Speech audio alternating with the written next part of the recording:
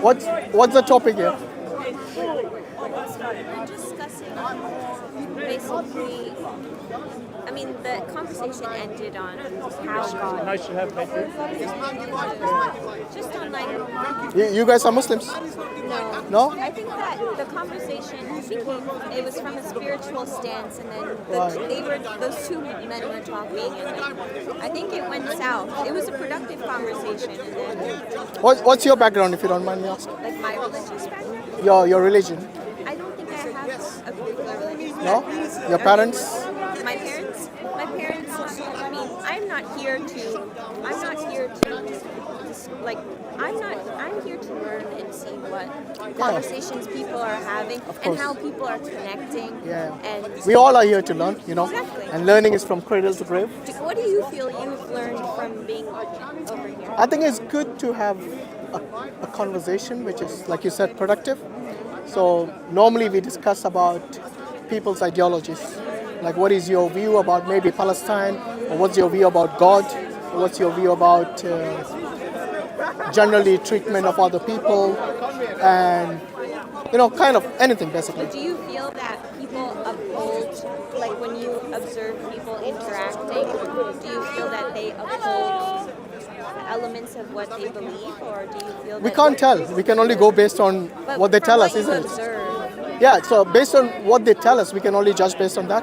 We haven't seen their real life, like how they behave. Yeah. They might be the complete opposite of what they tell us. That's true. So, but normally, you know, we get an idea. For example, the reason I asked you about religion is because I'm a Muslim. Yeah, and we have very few people come from the Hindu background here. And it's one of the topics that I actually like to explore that and you're discuss. interested in? Yeah. I'm not a Hindu, so I wouldn't be the right person to have that conversation with. Yeah. I mean, surprisingly, I haven't met many. I don't think I've met many Hindus here. I mean, I haven't. Not anyone who has self-identified, but Actually, they don't come here. I don't know why, but very few do. who's very interesting. Some of the people who have been the most interesting for us to talk to was that guy wearing the Satan mask? Have you spoken to him? I haven't, but my I friend think you my should friend speak spoke to to him. Yeah. I think he's from a Sikh background. I don't know. He didn't share his belief with us. So he did share his belief last time when my friend spoke to him. Yeah. Yeah. But I think the reason when people ask him, why do you wear that mask? Yeah. He just says to get people's attention. Yeah, and it works. So have you spoken to him? We have. We spoke to him. What did he, I don't know, what did he say? Well, I think he was representing the people here. Just He's in general. representing- He's not representing yeah. religion. He's Yeah. representing the behaviors of people. he's representing what he's observing, saying if you move away from love, compassion, respect, then You're doing Satan's job. Yeah, you're doing Satan's job, and not that he actually believes in Satan. It's more so that he's showing people, like it's like he's being a mirror of how you're engaging, a good what you're bringing, Yeah. who are you really, and you know, because we saw people come up to him, screaming at him, and you know, So those saying same. someone's going to go, he's going to Jannah. He's going, whatever. yeah, but they are the It's same not someone's people. entitlement. What makes Yeah. that individual Yeah. the ability to tell Yeah. someone? No, I don't think anyone can judge where people are going. That's what it's like Yeah. having a conversation. But you know what, look, I think you will agree with me that the first impressions do count. So if somebody's portraying themselves as a Satan, Yeah. then people will judge him accordingly. But And that's human nature, isn't it? That's what he's doing. He's trying to, first of all, it goes both ways. He's trying to be the mirror. So he's trying to be Yes. the mirror of every single person. I feel like every single person is everyone's judge. he's a owner of test. thought. He's a test where when you see him with your religious beliefs, whatever beliefs people have, right? When you're confronted with that, from how you should, the question is, how am I going to choose to interact with somebody like that? Is it going to be a place of can I still have love, or not even love? Can I still have respect for someone, or should I? Because he's the example of you judge someone on their, like, you know, I think most religions say you shouldn't judge a book by its cover. Yeah. You get to see what's in between the cover. But I think he's asking for it. No, but When you dress, look, when you're going to dress as someone who is, let's say, of a bad character, yeah? So you might be a woman who cares for your modesty. Yes. Now, if you're going to dress immodestly, people will judge you accordingly, right? Yes. You can't then dress immodestly and tell them, I am advocating for modesty. You see what I mean? No, is the complete opposite But of what you're trying to portray. but I think advocating for it's- Satan I- either. yeah. He's trying to say. Well, if you dress like a Satan, people will judge you I- accordingly. but that's the point. But And that's he's- the thing. When you come here, right, and you're engaging in conversations, Yeah. there should be a level if you're having conversation. If Yeah. I'm having conversation with you, I can't just look at you and talk to you from that level. I have to have a conversation beyond that, or else there's nothing Yeah, productive that happens. I was talking about the first impression. I understand. Okay, But so when people, react beyond the yeah, also your no, I judgment. agree. We Yeah. shouldn't Like judge a book by its cover. screaming, yelling, So it's not so we are acceptable. agreeing with each other that we Yes. shouldn't judge someone Yes. by their looks and Yes. so on. But you see, people without even speaking, They do. they have to because that's human nature. That is but Like she's the complete opposite of that guy. I think everybody here is a bit performative. You know, people standing.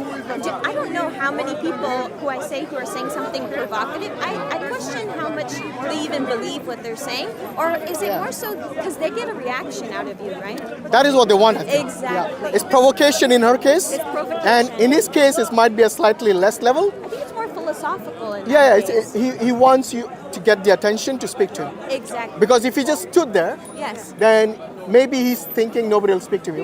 But he could have always approached someone. Like the, somewhat of peace, calmness, and education, and being mindful of another. And it goes back to the point: you can have respect without seeing eye to eye. Yeah, you have to can have be- respect yes. without having the same. I totally opinion. agree with you. Yeah. Yes. And I think with him and her, the biggest difference is he allows you to take it To have your a own conversation. intuition, come into Oh no, it I and wouldn't see compare the- him to her. Exactly. Yeah, Yeah, for example, even though he's dressed like a Satan, Yes. he's not acting like one. No, because She's in the mode of a Christian missionary, but she's not acting like a It Satan. is The complete everyone opposite. themselves, how they admit Yeah. themselves and how they communicate. And the difference with that guy is he came to someone and gave they're upset with what she's saying, Yeah. but then they're participating, and it's the same level, like low level of behavior. You're not.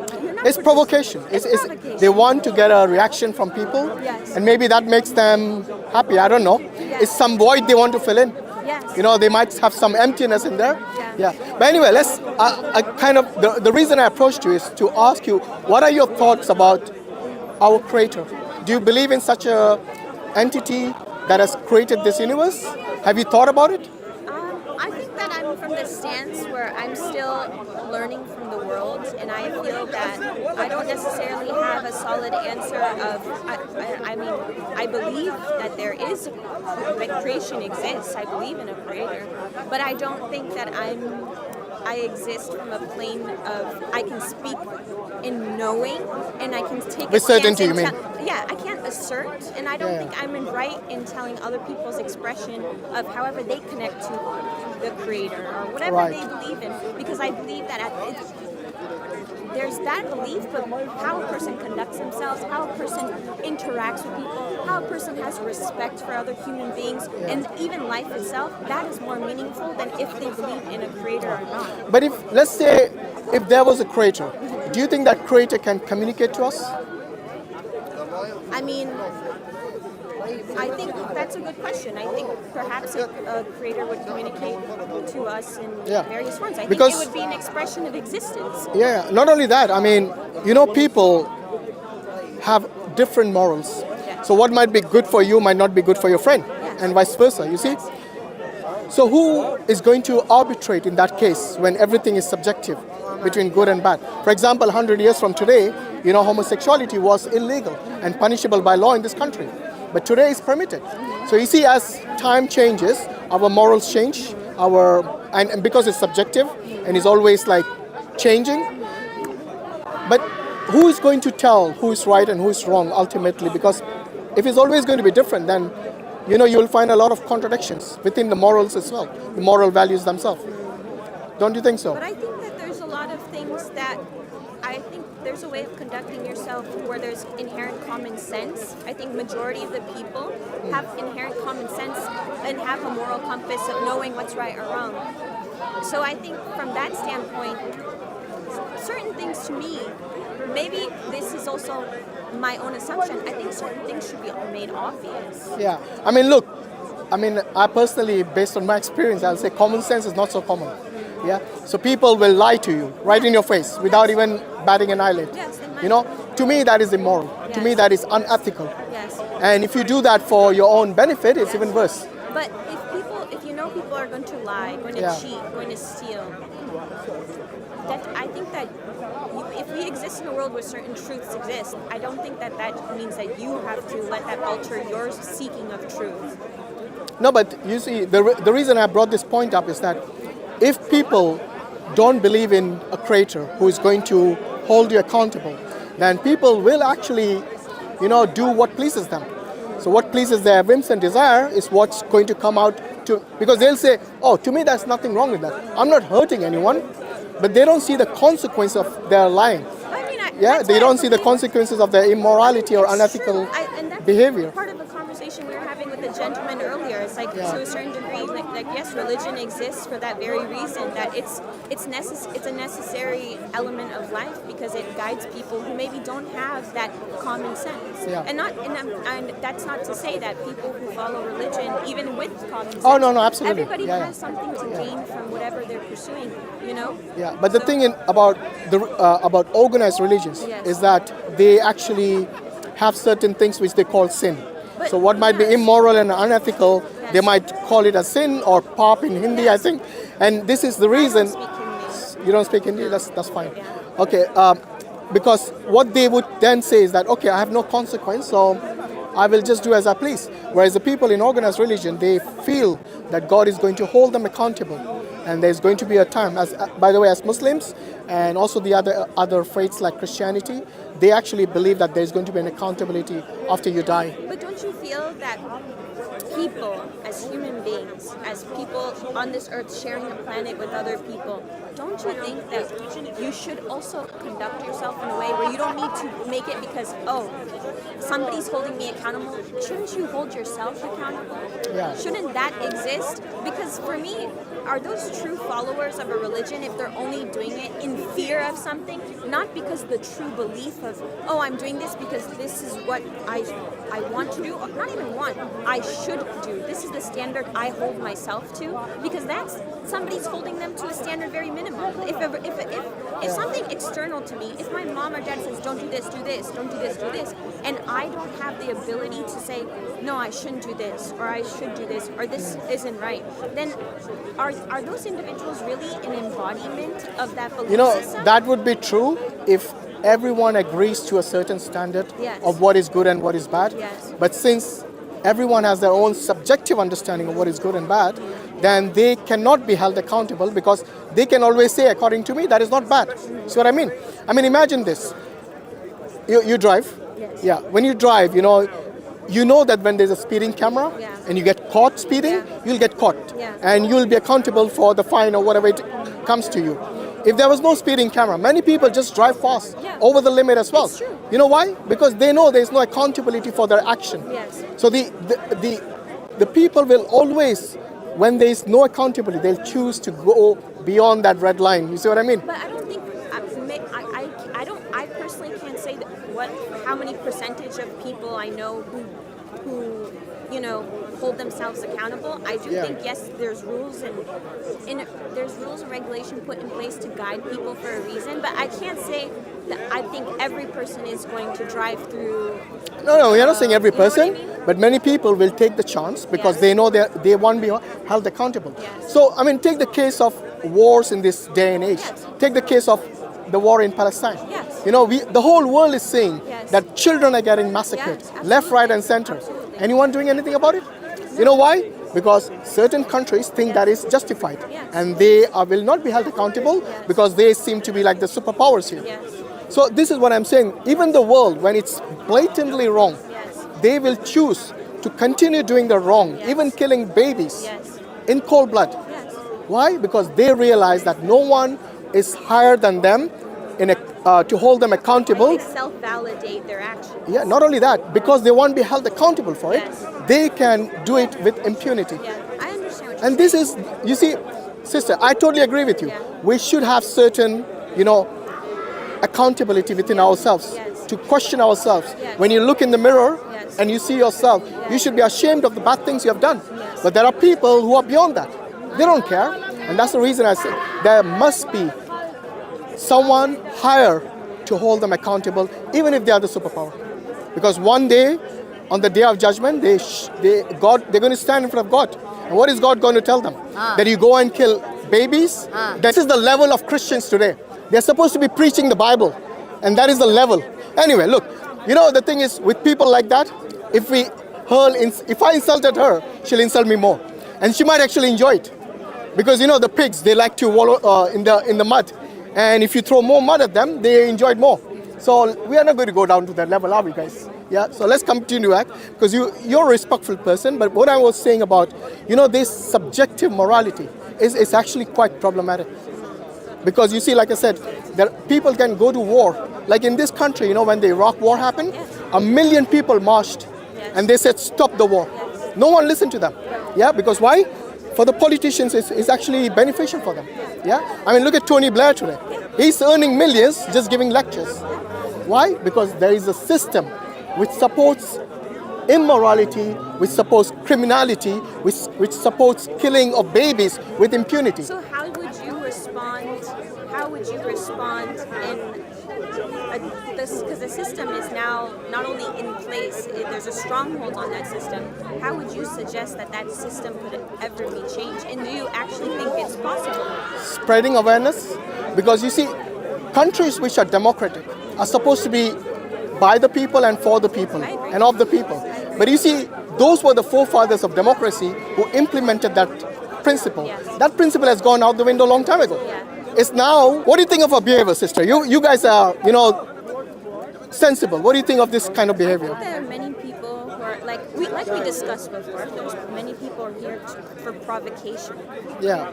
But this is beyond provocation. Yeah, no, I think it's this is you are claiming to be someone from a religion where you say if somebody slaps you, you turn the other cheek. Yeah. But that's the complete opposite. Yeah. You see? But anyway, we digress. So what I was saying is that unless and until the people who are in power are of the understanding that they will be held accountable after they die on the day of judgment by someone much higher than them, then they will continue they will continue carrying out their atrocities with impunity. You see, that's the difference, right? Do you really think that people who are in power, who are benefiting from, like, for example, war, exploitation, and what's happening in the world, do you really think that those same people are going to be afraid of what will happen to them? Do you really think that even if you were to tell them that you will be, like, there are consequences for your actions, do you really think those are the people who would even fear those consequences? Because I think I don't necessarily believe, I don't know if those people have fear of consequences. We can hope. They don't. You know, we can hope. But and that's the reason I'm saying, unless and until we carry the message to them and make them understand, yes, who knows, you know, maybe we pray that God guides them, yes, to the truth and to away from this violence and, you know, provocation like that woman was here earlier. We can always pray for them. We can hope for them. But unless and until you spread this awareness, unless and until you speak to them, and like I said, the reason I asked you earlier if God can communicate, yes, is because He is the only one who can tell you what is right for you as an individual, as a family member, and as a person or a citizen in a country or in a community. Because you see, until somebody arbitrates and tells you the do's and the don'ts and what is right and what is wrong objectively rather than subjectively, then you will always have this conflict between who is right and who's wrong. You bring up very interesting points. I mean, to a degree, I do see that when you have self-guided systems where some people are going to benefit and other people are going to suffer the consequences because of those decisions, maybe inherent there's some element of human nature which is to seek for yourself, and that's not like having a shared common It's not. goal It's for absolutely not. humanity. Yeah, and everyone is different. But that's my thing. That's one thing I notice here, for example, because I'm of the belief system, while many people have different belief systems, that we're all human beings. And that in order to bridge, like what you're saying is to bridge those gaps of like connection with other people and to get somebody else to be a participant of, you know, humankind, like not just the individual. You have to approach them in a way where it's not divisive, you know? Yeah. And I see, when I look around here, I see a lot of divisiveness. I see a lot of aggression. I see a lot of disagreement. But what productivity? Like what productive conversations are happening here? People screaming at each other. People yell. Is this the level of human interaction that we Actually, should have. unfortunately, I think it's showing low level. Unfortunately, interaction. this is a microcosm of our society. It is. It's. You see, because our society, not everything is hunky-dory. Yes. Yes, like I said, there's a lot of wars, a lot of atrocities, there's a lot of injustice. There is. So for me, justice is the most important. It comes even before love and Yes. peace. Yes. You know why? Yes. Because if you have injustice, you're always going to have problems. Yes. No matter how much you speak of love, Yes. no matter how much you speak about peace, Yes. if there is injustice, Yes. then that's going to be the root cause of everything. Yes. Yeah. So when somebody's land has been taken away by Yes, force, yes. or somebody's rights have been taken away by force, Yes. then they are going to feel neglected. They are going to feel victimized. Absolutely. And unless someone intervenes and Yes. gives them the rights, Yes. then it doesn't matter whether it's Amnesty International. Yeah. They have been crying out for years about all the Yes. atrocities Yes, they in the have. world. They have. Does anyone bat an eyelid? No, Yes. because you will always have these powerful Because people. you have a power imbalance. You have a Yeah. structural imbalance in the world. But Maya also feared, if you eradicate one power structure, will it just not form another system? It will. It Exactly. will. It will. So the good and evil is always going to be there in the world. Yeah. And this has been there for, time immemorial. Yes. But that's where, God comes in. Because the only way we can actually see as to what is right and what is wrong, what is justice and what is injustice, and whether you will eventually be accountable and you will eventually be rewarded as well for the good things you do. So accountability for the bad things and the injustice, and reward for the good things. And I think this, if you look at any system, unless and until it has punishment and reward in it, that system doesn't work. No. I talked about the traffic system earlier, remember? Yeah. Trust me, the traffic system, if there was no punishment, Yeah. if there was no fines, Yeah. it would collapse. Yeah. So what I'm saying is that a real just system should have these two elements. I agree, but my thing is, how does that just system manifest in this world? Because the thing is, it's you're right. Like, there's some saying basically like power goes where money flows, for example. Right? Yeah, kind of, Yes. yeah. So with the system that we have in place, how would that be changed? Even because even if you have people who know there is a system in place of consequences for actions. I mean, it's a very A lot of difficult people thing. have changed their lives. Yes. I'll give you an example. Have you heard of Ashoka the Great? So he actually basically conquered all of North India, plus Pakistan, current day Pakistan, and current day Afghanistan. That's how large India was at one point. Yes. So he actually took part in the Kalinga Wars, which Yes. were like huge wars, Yes. and killed millions, I don't know if millions, but let's say scores of people. Yes. Eventually he came to his senses that all this violence is wrong. Yes. And he came to his senses and he became like a monk. Yes. And I think he adopted Buddhism or religion where there's no violence. Yes. So religion of non-violence, which advocates non-violence, ahimsa, you must have heard of that Yes. term. And that's what, so I think even people like Ashoka can change, Yes. and people have changed in their Yes. life. There are many people, even in our histories, I think all over the world, Yes. where ruthless people have become really good, and Yes. sometimes the other way around as well. Yeah. And that's why I'm saying the only way we can do this is by communicating the religion, values, because you see most of the morals today, they don't come from atheists and seculars, Yes. because they themselves adopt the values, morals from the religion. And the reason I keep saying religion is because that's where God communicates with you. You see? And this has been always the case. The good and evil is always there. And the only way to get rid of the evil is to educate them about what is good and about the consequences of the evil actions. But that's where I think maybe that I see the problem in your logic. And I agree with maybe to a degree with what you're saying. Uh-huh. But do you really think that the people who are benefiting from this system are going to be receptive to religion or the idea that they have consequences when they're gaining from the system? They are actually. A lot of people do change, like I said. No, but Their lifestyle changes completely. But when we talk about the structure of the world, those people who We are can't at the expect top everyone to benefiting- change, obviously, and I'm not advocating that everyone changes just because you speak to them about good things. If that was the case, then a lot this world could be exactly a amazing. lot of good teachers and gurus who went in the past, they would have changed the world, but they couldn't. Yeah, exactly. So the only way you can do this is like first recognize that you have a creator, and that is the key point. Because unless and until you do that, you will not see the consequence of your actions being you being accountable for them. It's like the camera, in the traffic lights. Yeah. in the traffic system, that unless there's a camera observing you, you will never abide by the rules. The only way is because now you know that your actions are going to be accountable on that day of judgment. And that's where God comes in, you see, because no one can say they are more superior. I'll use an example because you mentioned Tony Yeah. Blair, for example. Yeah. So if you had to have this conversation with Tony Blair, do you think he'd be receptive if you told him, for example, when you talked about the invasion of Iraq, you think that he would be receptive in saying there are consequences for his actions? How do you? I don't know if he's going to be receptive. Let's not talk about like Yeah. the average person. When you're talking at people of, these specific individuals. Yeah. How would you? Look, interact unless with those individuals? I would speak, wallahi, I would speak the same way I spoke to you. Yeah, so if you want to speak to someone, you expect them to abide by the good and let go of the evil deeds. Because this is a principle in Islam. We call it Amr bil Ma'ruf wa Nahy anil Munkar, which means we propagate we advocate for what is good and we forbid what is evil. And this is something which is a principle I think a lot of other religions preach as well. Yeah, but then it always comes down to whom you speak to. Because if there is someone of high caliber, in a power position like Tony Blair at this time, then they would actually listen to you maybe if they want to, or they can just dismiss it. Because I think that. But at least I will know. Yes. Yeah, my conscience will tell me that at least I tried. You see what I mean?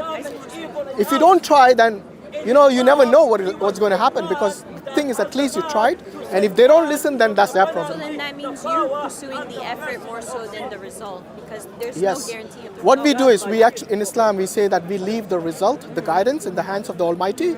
Our duty is to just convey the message. We can't impose it on someone. We can't force them to do it. Yes. So what we do, we speak to them, and it's up to them to be receptive, or to dismiss it. But the thing is, you see, maybe their arrogance will make them dismiss it. But one day they will realize that this is going to be heavy on their scale, and they're going to, when they face the consequence, there will be no one to save them. Because as Muslims, we believe that every person, one thing is certain about whether you're a Muslim or a non-Muslim, is that death is certain. The only certainty anyone has, whether you're an atheist, agnostic, religious person, doesn't believe in God, regardless, death is certain, which everyone knows about.